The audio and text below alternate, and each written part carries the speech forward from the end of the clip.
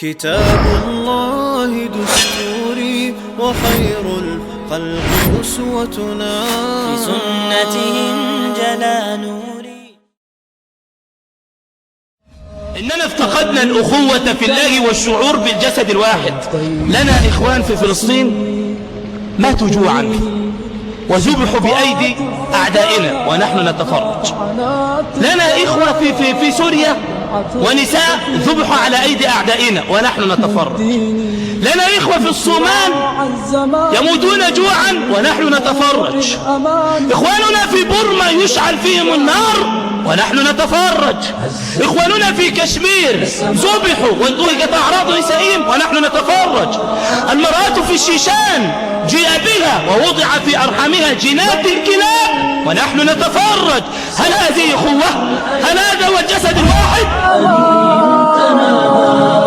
حول قيد وأسير. قضية سوريا ماتت، وقضية السودان ماتت، وقضية العراق ماتت. هو احنا اللي بيجري في دماءنا في جسدنا دماء أبناء؟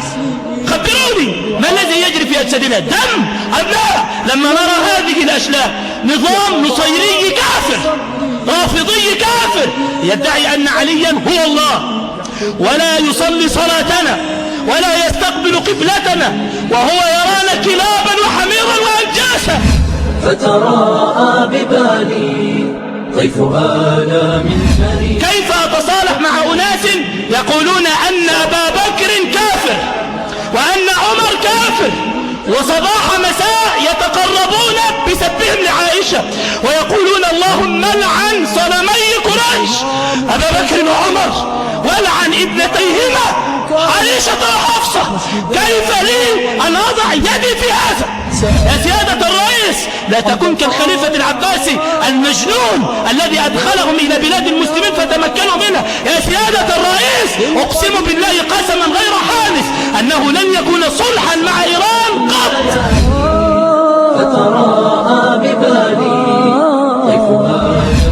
إنهم أخبث من اليهود والنصارى قسما بالله. إنهم أضر على الأمة من اليهود والنصارى. لقد رأيت صورهم مع خاخامات اليهود. من قلبي يا حبيبة قلبي. قد يقول قائلكم أدميت قلوبنا، فماذا علينا أو ماذا عسانا أن نصنع؟ هل بيدنا سلاحا نقاتل به؟ أو كنا في الجيوش الإسلامية؟ ما بيدنا شيء. لا، بيدك. أحسن إلى الله بينك وبين نفسك يحسن الله إليك. أحسن عملك يرفع البلاء عن إخوانك. ما نزل بلاء إلا بذنب ولا رفع بلاء إلا بتوبة. عليك بالدعاء. أستحلفك بالله، آخر مرة دعوت لإخوانك في السجود إمتى؟